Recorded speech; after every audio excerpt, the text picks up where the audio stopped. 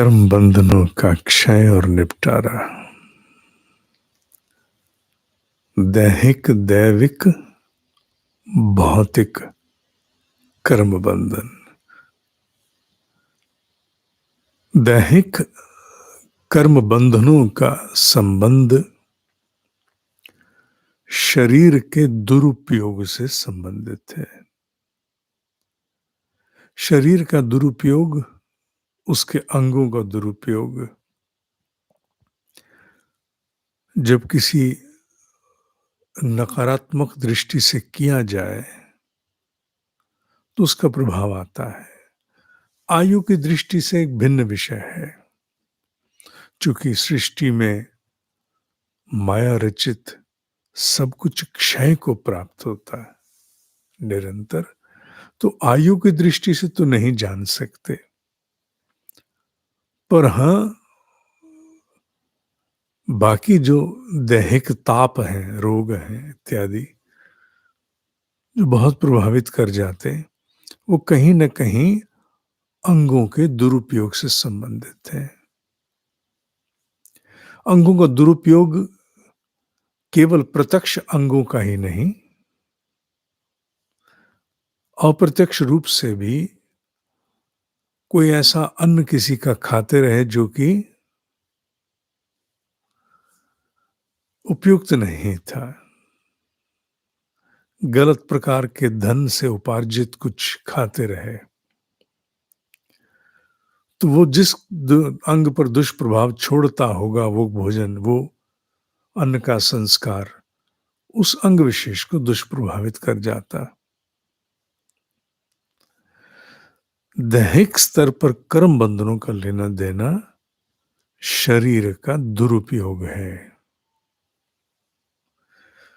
और दुरुपयोग का संबंध विशेष रूप से अन्न के संस्कार से बहुत जुड़ा है।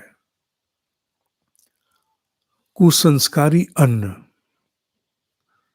का भक्षण बहुत लंबे समय तक करते रहे, मैं फिर से दोहरा रहा हूं भिन्न शब्दों में, कुसंस्कारी अन्न का भोजन बहुत लंबे समय तक करते रहे तो जहां उसको दुष्प्रभाव दिखाना चाहिए वो अंग दुष्प्रभावित हो जाते हैं, और सूक्ष्म शरीर में उसके पूरा रिकॉर्ड रहता है जिसे अगले जन्म में जाके फिर प्रकट होना होता है।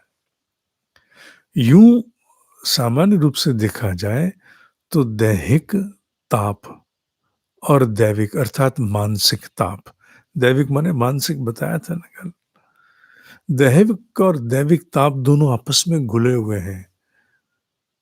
जब शरीर को त्रास होता है तो मन को भी होता ही है। शरीर का त्रास मन के साथ जुड़ा हुआ है, पर फिर भी अगर विशुद्ध रूप से शरीर का ही देखना हो तो उसका संबंध कुसंस्कारी अन्न है। अन्न के 3 भाग हैं, स्वाद, सार, संस्कार। स्वाद तो वर्तमान में जो हानि करनी है कर जाएगा, स्वाद और सार दोनों मिल करके, गरम खाया गर्मी हो गई, पर संस्कार का लेना देना, अन्न के संस्कार का, किस दृष्टि से कमाया, किस दृष्टि से खाया, किस दृष्टि से किसका अन्न खाया, ये संस्कार का विषय है। इसके हस्ताक्षर अन्नमय कोश में जाते हैं, इसकी पूरी रिकॉर्डिंग सूक्ष्म शरीर में रहती है जो समय आने पर अपना प्रभाव दिखाती है।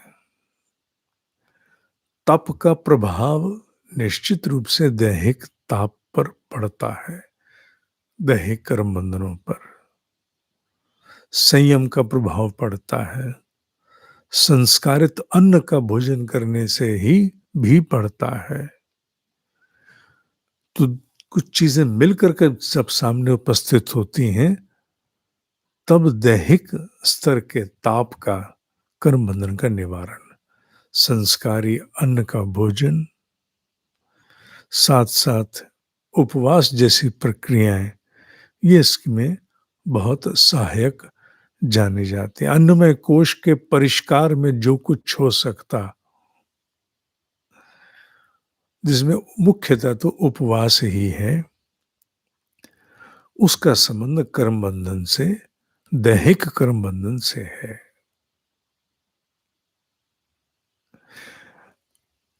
आज पूर्णिमा दीप ज्योति उत्सव, सबको लिंक भेज दिए गए हैं।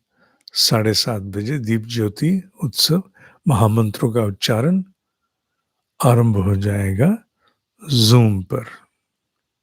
सभी साधक जो जुड़े हुए हैं वो उसमें अवश्य उपस्थित हो। मासिक स्तर पर चलाया जाने वाला ये प्रकृति द्वारा आयोजित उत्सव है। ये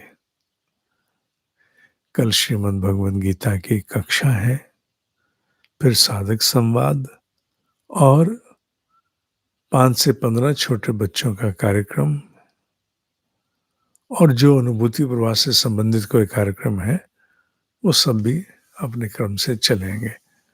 कल भगवद गीता की कक्षा है सुबह 7:30 हिंदी, 10 बजे अंग्रेजी में, और आज पूर्णिमा है।